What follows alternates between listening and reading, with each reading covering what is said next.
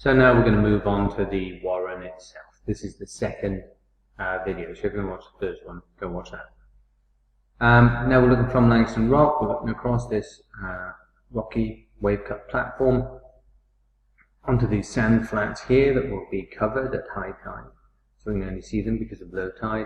And then we've got some riprap, railway lines just up here, riprap protecting the railway line. And that riprap rock armour is extending all the way around there. We then have, yet again, this cut back where the coastal defences end, and then we've got kind of similar to terminal groin syndrome, but happening after the rock armour runs out. Again, just to keep track of where we are.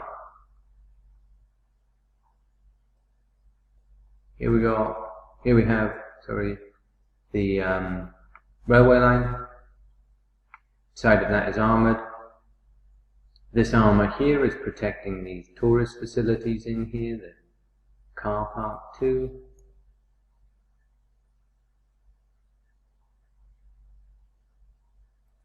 Let's see what this structure is. No, that's looking out just next to the rock armour onto the beach.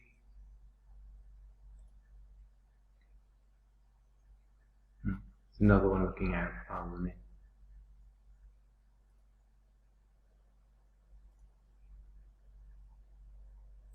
it. Somewhere called the boathouse.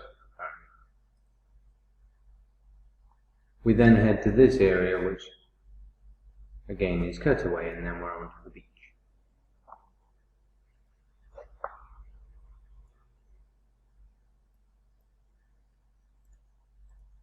Having a look at these coastal defences here, we've got rock armour here, we've got some more rock armour there. These come in different phases. This one from 1920, then the erosion problems moving further along the spit, so they brought some rock in from Norway, larvikite, kind of granite. And then there's the Warren and the dunes and the spit. Here this used to be a railway line, and they used that railway line to dump the rocks. The railway line was then removed, beginning in the 40s. And the modern railway line's off there. What this is riprap armour, where the waves come in and they smash onto the riprap. And that will slowly, very slowly erode this granite, but it will not cause the land to retreat. The problems occur at the foot of the riprap. Here we've got a seawall. This one's recurved, so as the waves come in, they should be redirected, so their force is thrown up and back out to sea. The foot of the seawall tends to get eroded, so it gets undermined, and then people have to put more rock armour, more riprap at the foot of it to protect the bottom. There's Dawlish Warren station just there, and here's this path with the rock armour.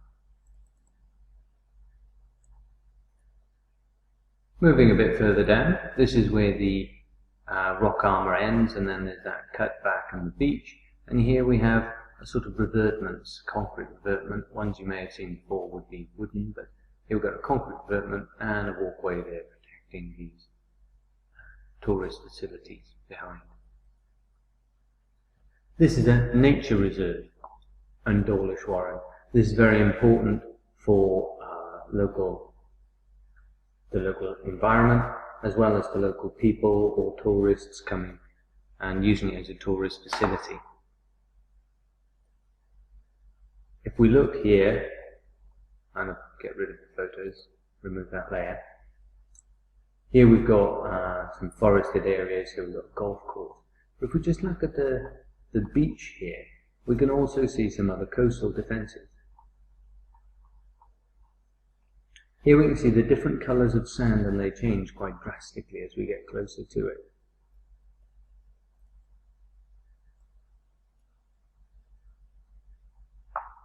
We can see this line of lighter, drier sand and then this line starts back there. That shows us that on this side of that groin, this is a wooden groin stretching out to the sea, the sand here is higher than the sand right next to it. The sand here is the same height as the sand here. And so that tells us that the groins are working in these locations. In some places, though, this drier band is just straight, and that suggests that the groins there aren't working. There's really old zigzag groin there. And these groins don't seem to be functioning in any way at all. And actually we can see some construction going on just here. A great big digger digging holes in it. We can also see some footpaths and roads that are going through the dunes that won't be very good for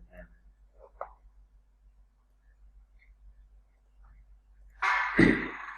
Moving on, we can see that the dunes in Dawlish Warren are really quite mature, and so we've got trees, we've got ponds, we've got reeds growing, we've got a whole ecosystem. So that's another reason it needs to be defended or needs to be protected, really.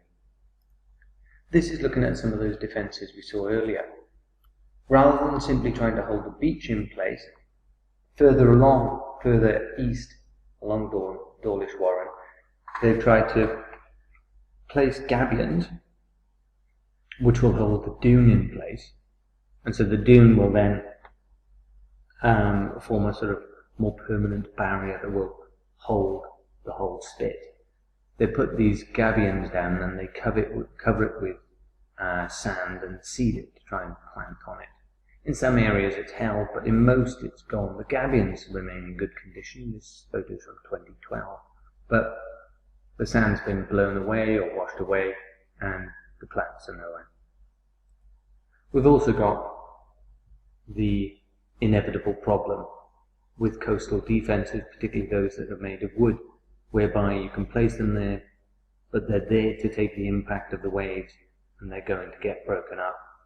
This groin obviously doesn't work anymore. The sand on either side is the same height, and so it's not holding the beach in place. The bottom planking has been eroded by the waves, and so now it's just a somewhat unpleasant beach feature. This either needs to be repaired, which will cost a lot of money, or removed, which will also cost money, or it might just get left there until it slowly falls apart, like the zigzag groin we saw earlier. And finally, we've got another way of trying to keep the dune in place, and that's by stopping the dune being destroyed. As people go walking along the dune, they're going to wear away the grass, they're going to break it up, they're going to expose the sand, and this can actually quite quickly destroy a dune ecosystem, because the soils there aren't very thick. So yes, it's an appealing place to go for a picnic, but people have stuck signs up here saying, don't go on to the marram grass, we're planting marram grass, we want this to grow, hold the dunes in place and protect the spit. So they're trying to keep people off it.